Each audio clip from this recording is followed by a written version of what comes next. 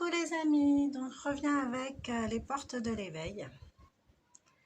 42 pas vers soi, sous forme de 42 cartes. Donc j'en pioché une aujourd'hui. Moi je trouve que en matière de questionnement intérieur, donc d'introspection, c'est pas mal. Question qu'on n'a pas l'habitude de se poser. Souvent le mental tourne. Il n'arrête pas, on se pose des questions un peu stériles, pas vraiment de réponse, il y a trop d'émotionnel dedans. Par le biais du jeu, c'est par le biais d'un outil un peu prendre du recul, mais tout en accueillant autre chose en fait.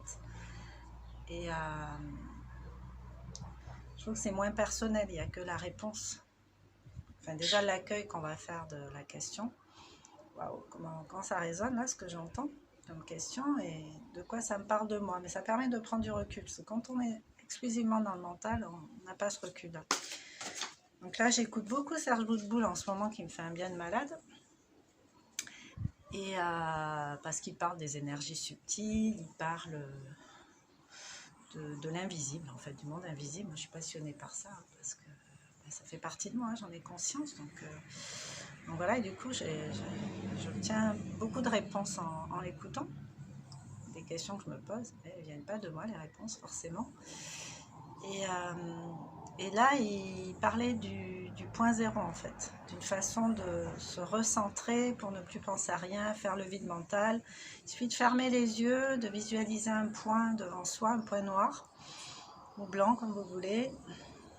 Et puis, pendant 1 minute, de vraiment fixer son attention uniquement sur ce point.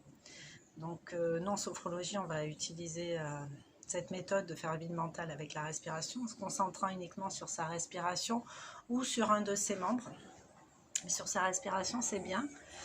Mais j'ai bien aimé son exercice qui est d'une simplicité effarante, mais qu'on n'arrive pourtant pas forcément à faire aussi facilement que ça. Bon allez, une petite carte. Porte de l'éveil, une carte. Celle-ci. Crées-tu le problème que tu cherches à résoudre? Crées-tu le problème que tu cherches à résoudre? Là, je suis un peu dans le... Oh, désolée. Voilà. Crées-tu le problème que tu cherches à résoudre? Regardez comment vous accueillez ça. Vous pouvez fermer les yeux, je vous relis la question.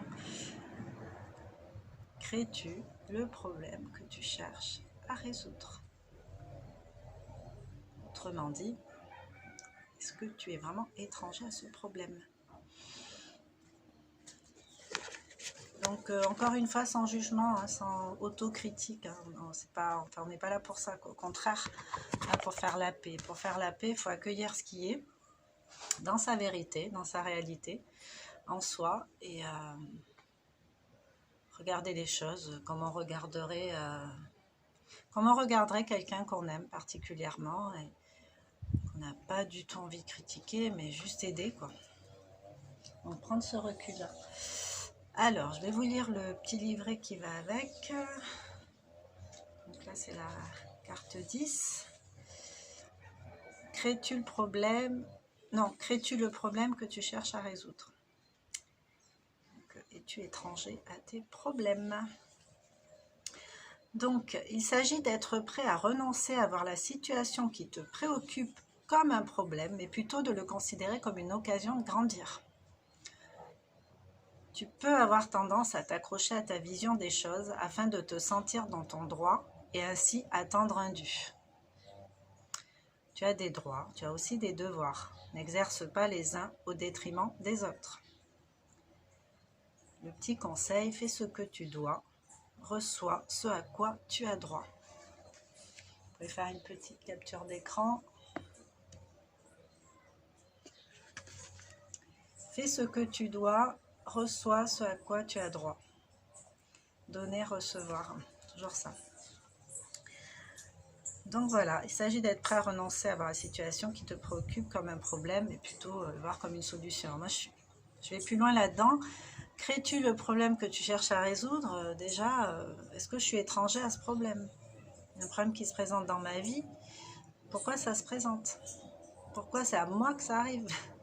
On peut s'entendre dire ça. Pourquoi c'est à moi que ça arrive? C'est pas mon problème. Ça aussi, on peut s'entendre dire ça. Ça, c'est pas mon problème, je m'en fous. Mais si c'est là et qu'on a un rôle à jouer là-dedans, bah si, quelque part, c'est notre problème. Mais est-ce que c'est vraiment un problème? En fait, c'est comme les problèmes en mathématiques. Il faut trouver la solution. Il faut résoudre. Donc, il y a plusieurs façons. À l'école, on nous apprend une façon, mais il y en a plusieurs en vrai. Donc, chacun avec sa personnalité, son niveau de conscience, où il en est aujourd'hui, va pouvoir solutionner le problème. L'idéal, c'est de le faire avec le plus de douceur possible envers les autres, envers soi-même. C'est pas forcément évident. Mais déjà, quand vous rencontrez des problèmes, c'est de considérer, pas comme une fin en soi, mais comme une potentialité à aller vers autre chose.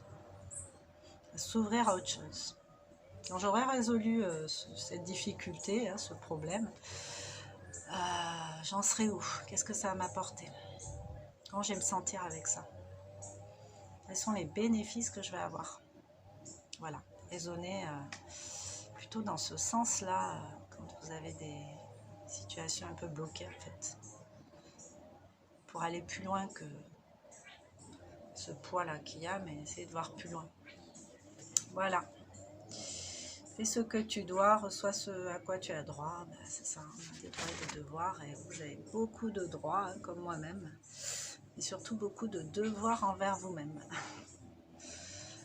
Devoir de se sentir bien, de s'aimer, d'être en équilibre.